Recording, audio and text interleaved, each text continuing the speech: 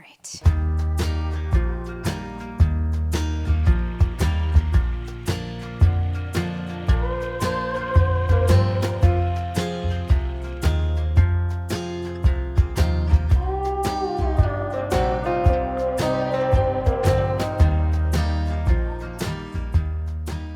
Hi, I'm Parisi, Culinary Director at Sitka Seafood Market, and today we are going to do creamy Tuscan salmon.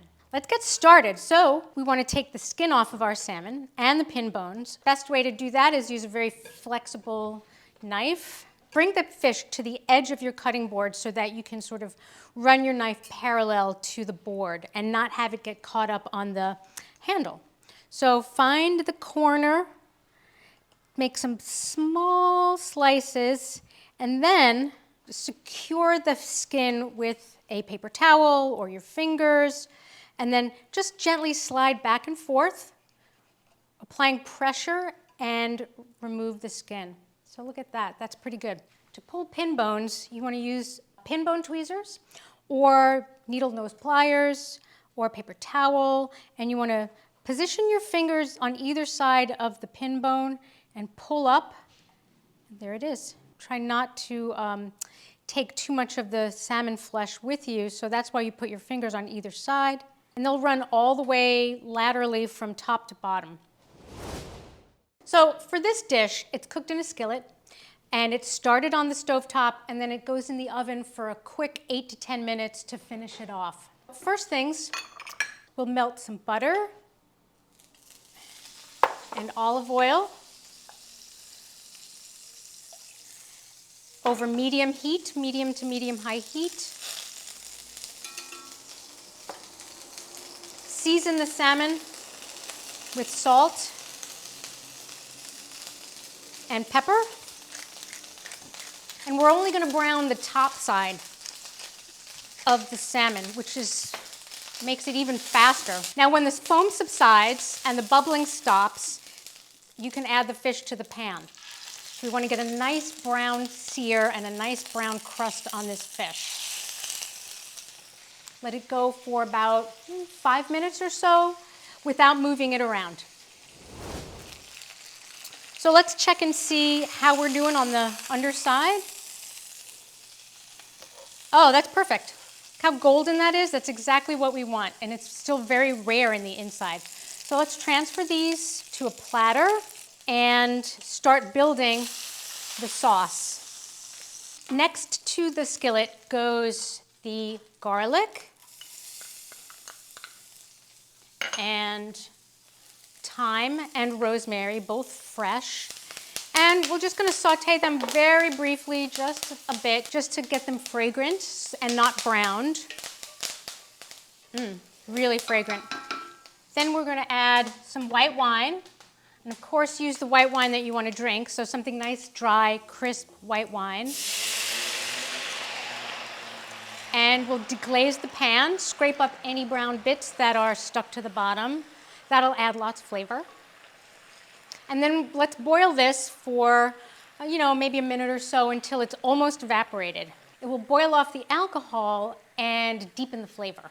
Okay, so this looks good. It's reduced by a lot. It's almost nearly evaporated, and the flavor's really concentrated, and the alcohol's been boiled off. So now we're just going to add this luscious heavy cream and some sun-dried tomatoes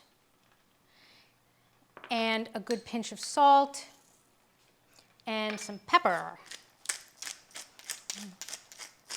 This is not a light dish. Really a meal for a special occasion because it's so luxurious and so rich. We'll concentrate the flavors a little bit by boiling it down for maybe a minute or so. Let's taste for seasoning. A little bit more salt and pepper. That wine is really nice here. And one of the rules of thumb is to cook with wine that you want to drink, just good quality white wine. It doesn't have to be expensive. I mean, I've found some very good inexpensive wines, Sauvignon Blanc and Torrontés and Albareños for 10 to 12 bucks. It's not bad.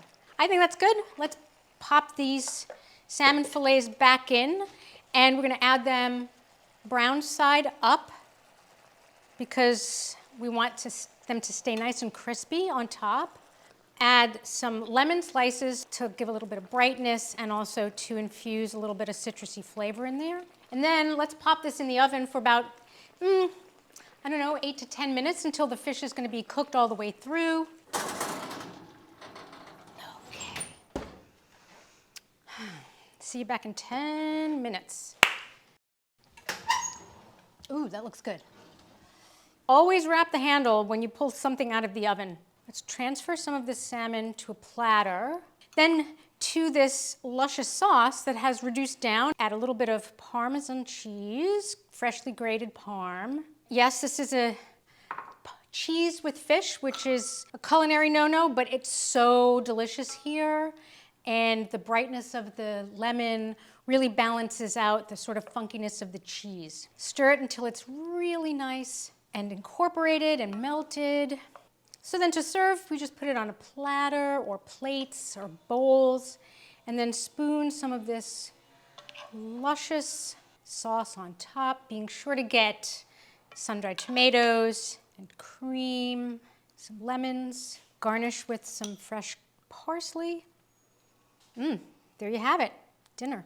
Now you can serve this over a bed of pasta, which would be delicious, or just in a deep bowl and serve lots of crusty bread with it to dip into the sauce, or even on couscous or orzo.